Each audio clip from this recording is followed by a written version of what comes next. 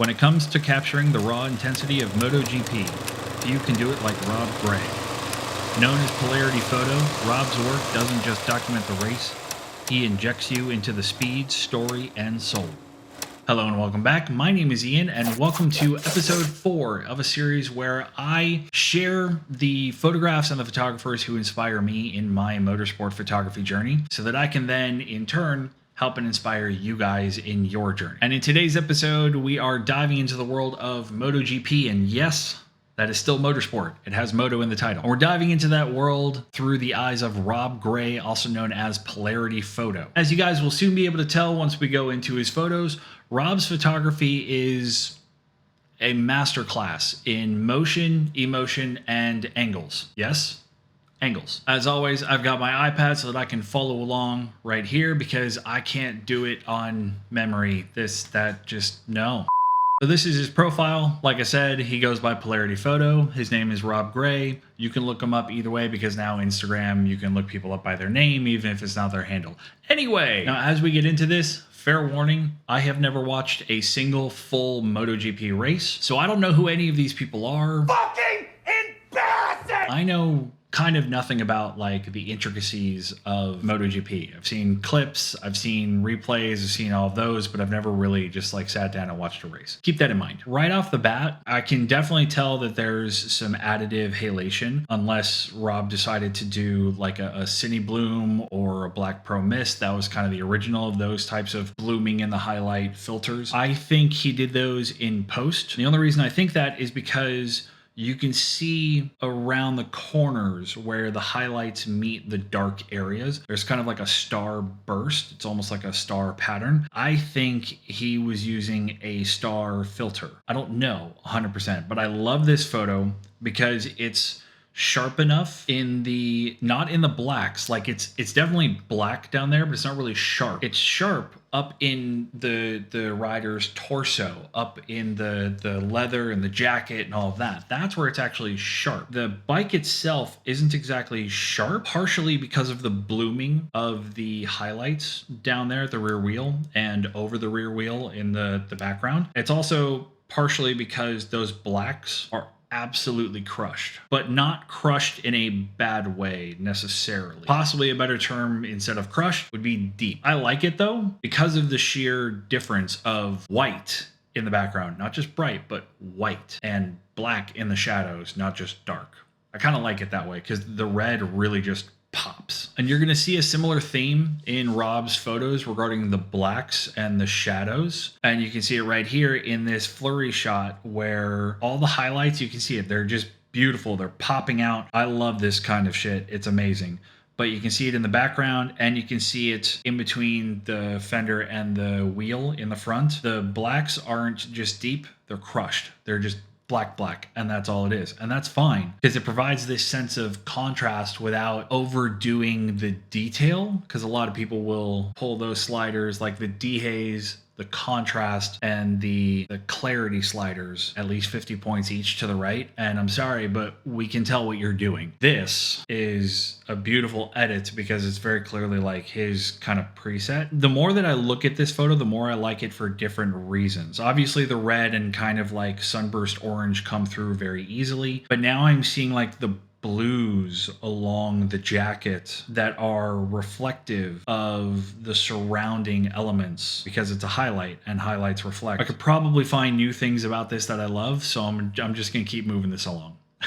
This is just one photo. Let me get a bunch of these on screen. So all of these celebration shots, all of these people shots with the skin tones in the pits or in the eyes and the face tones through the helmet, I am confident that this is not just a Rob thing. Look at all of their skin tones. It's phenomenal. But beyond just the tones, look at Look at the people. So I have an early theory. I mean early because, again, I haven't really dived into MotoGP that much. So I only follow a few photographers versus like F1 and IndyCar and Drift. I follow a lot more of those photographers so I can see a pattern of how we all shoot. MotoGP guys, at least in Rob's sense, he photographs people, and especially the drivers, the bike riders, so well. My theory is that because the riders aren't actually like in a vehicle, they're not compressed within a bunch of stuff, they're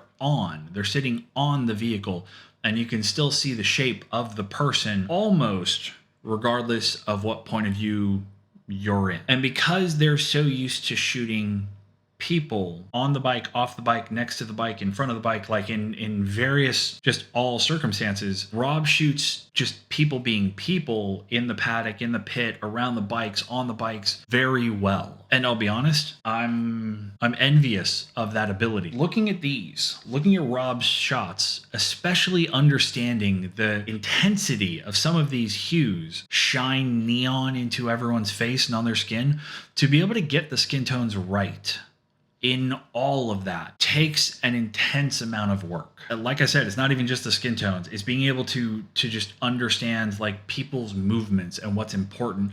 And I think it comes down to the fact that looking at all of these, they are people. Even in the motorsport, half of the frame is the person.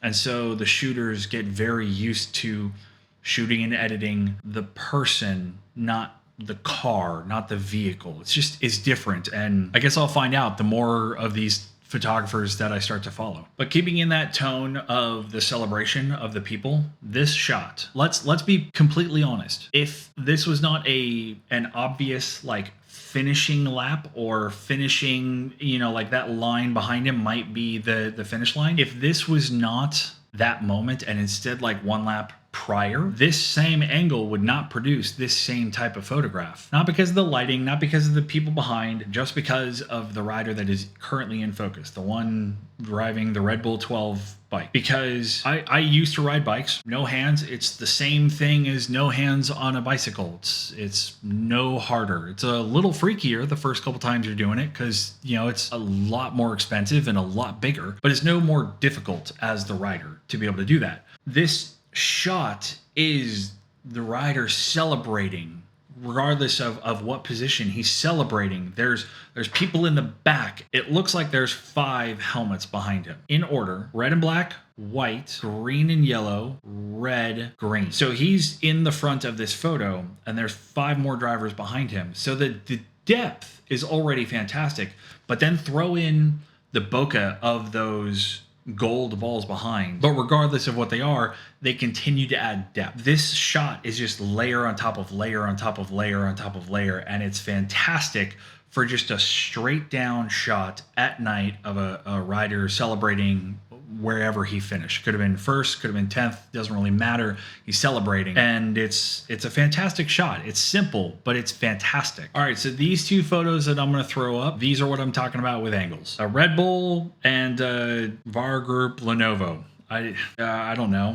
And you can already tell that regardless of whether it's the camera or the crop after the fact, which simply because it's easier, I would guess that Rob shot these straight up and then in the edit just, gave it a Dutch angle. Yeah, it's probably somewhere around like a 45 degree. These angles, think about it. The way that Rob put the rotation angle on these edits on the crop is that the helmets are straight up. They're, a little turned one way or the other, but essentially they are straight up. They're vertical. That's how the person would be looking. And that's a great train of thought for Rob. That's a fantastic kind of like mark of his MotoGP cropping, to be able to put it in the sense of like, it's still a person. Like, you don't feel like you have to do this to see because you're technically like eye to eye. And that's fantastic. That's a great vision. That's a great understanding of how people view a photo, regardless of whether it's, on a device or on a wall. But like, seriously, dude, like those angles, Jesus. Now, I don't know every track across the US, let alone every track across the globe, but there's only one track that I know with a red, white, and blue, runoff, and that's Coda. And I do know that there is like MotoGP or MotoGP-esque at COTA, the Circuit of the Americas in Texas track, but I don't know if this is it. What I do know is that at COTA, there's a couple spots for you to be that severe of like higher than them and just shoot basically straight down. I just don't know about the other tracks. So it's possible this was at COTA, and in all honesty, it's completely possible this was somewhere else on the other side of the planet. But regardless of where it was, this shot is just gorgeous. There doesn't need to be anything else in the frame. This is such a beautiful shot, and he's probably still at a fat zoom lens, or at least like a 200 minimum. You're getting, you know, the turn of the rider. It's not just a straight. You're seeing him on what looks like a dry line. Maybe it was wet earlier. There's the halation, the bloom of something reflecting, like the colors just bring you into the track, which then brings you into the driver. It's just a great shot all around. And speaking of great shots with halations and reflections, just, yeah, it's a gorgeous pan, very well done in terms of just tracking and capturing that motion. Front wheel is lifted like 3 inches off the ground. You can see the separation from the wheel to the shadow. It's just gorgeous. The color difference from cyan to orange to black to cyan, amazing as well. The thing about this though, you got pan streaks left and right. I don't know what this is from. I'll be honest. We've all used dirty lenses on our iPhone. We get the smudge all the time, and I don't see dirtiness to the frame. And on top of that, it's only really being affected by the two brightest sources in the background, like the two huge floodlights in the back. So it's not coming off of the little lights in the stands or even the lights directly under the floods. It's only coming from the two flood sources on the top. And I don't know how this was done. And that's a part of why I love these shots, because I love just trying to dissect how these guys got such gorgeous shots for us to be able to be inspired by, so that I can try and emulate it and do it my way. But I cannot figure it out. I don't think it's a streak filter, because like I said, it's not coming off of every single source, only those two massive floods. Rob, if you ever see this, please tell me. I would love to know, and if I ever find out, I'd love to share it with everyone else. Yes, I've got another one in here because I will never get tired of these types of flurry shots. Like I said in episode 2, in these types of shots, the things that poke out are the highlights. So when the highlights move and the highlights are severe in terms of like light to dark, they stand out so hard. And this is just gorgeous. Sure, he probably pulled that clarity slider over a little extra on this one. I can see it because the crushed black in the fairing over here is a little too much, at least for my taste. Everywhere else, it's just a solid edit and a solid contrast for the highlights to the color midtones to the blacks.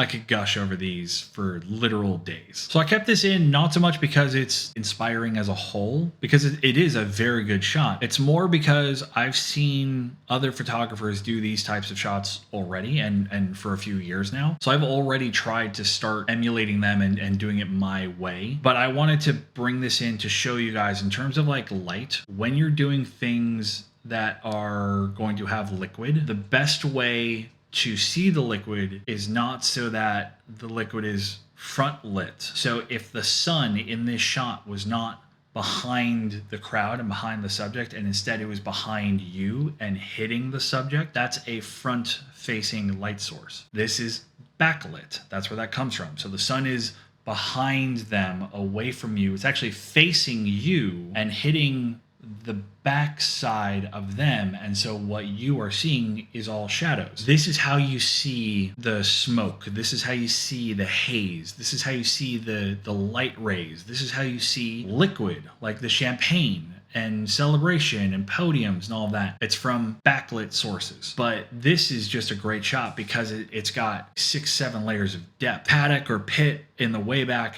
and then just like 6 rows of people, that gate right there in front of him, or on the other side of him where he's facing, in between the driver and the group of people, and then champagne going everywhere, both into the crowd and towards you. And so it's just nothing but depth, and it's fantastic. All right, now speaking of depth, Yeah, I'll be honest. Originally, I wasn't sure about this photo, but I stared at it for about 5 seconds one day. And I just went, you know what? I'm saving this. The blacks aren't crushed like a lot of Rob's other photos. And this is one of the photos that I was talking to you guys about earlier, where there's a bit still that he could have crushed, and he chose not to. There's a little bit of detail left in the shadows, just enough that it's not crushed in the blacks. It's just detailed enough. But the highlights are beautiful. Over the guard in the back, like how you save your neck, your head. Over the visor in the front, the windshield in the front, the little bounce off the gas tank. And then on the back, also the lower back, like the shape, not just because shadow to light in the background, but because there's highlight around his outline, and it's accenting certain parts of the driver's body. And this shot is amazing. And then in the same realm of keeping the shadows lifted, this one, damn! He's backlit. That's a sunset behind him. Rob could have very easily dipped those shadows more and crushed the blacks a little. Personally, I think he chose to lift the shadows. Good choice, at least in my perspective, because if he had pulled the shadows down like all of his other shots and deep in the blacks like all of his other shots, it would be probably pretty fucking hard to tell that that driver at this angle, just be careful, is also looking backwards over his shoulder. No. Like, what the fuck? Are you kidding me? Like, I get these guys have to be amazing and kind of balls to the wall, no shits given. I can't imagine, like, I can, you know, when I was riding, I'd look behind me, maybe on a slight turn, nowhere near what looks like a, I don't know, maybe like a freaking, okay, so if this is 180, he's coming up. For Rob to choose on this photo to not deep in the shadows and deep in the blacks, and instead lift the, maybe even lift the blacks just a touch by like 10 points, but definitely lift the shadows and possibly the midtone on the curves. This is a gorgeous shot. It really is. It's one of my favorites that Rob has here, mostly because he did something that was different, because he understood that if he did his like normal edit style, the amazingness of this shot and the rider in this moment in time would then be lost. So keep in mind, these pieces were just the ones that, you know, reached out to me. Rob has a plethora on his, you know, Instagram and his website. Go check him out. His stuff is linked down below. As you were able to tell, his ability to freeze raw emotion and speed in such a way is nothing short of inspiring. His work reminds us that motorsport photography is not just about getting super sharp images. It's about conveying the story, the passion, and the energy, both in the race and not in the race, but of the people in every shot. So if you guys enjoyed this spotlight, go ahead and click the like button and subscribe. Did I get it right this time? Did I get the order right? Or did they swap again? I don't know. If you didn't like it, I like saying this. Too bad, so sad. Go watch something else. And like I've said, my email is down below. So if you guys have a photographer that you find inspiring or just pushed you to just be better, send me their information so that I can check them out, because I would love to spotlight as many people as possible. Not just the pros, not just the grassroots, not just the people who are dead or alive, but all and in between. Hopefully you guys found this episode to be inspiring, and I will see all of you on episode 5.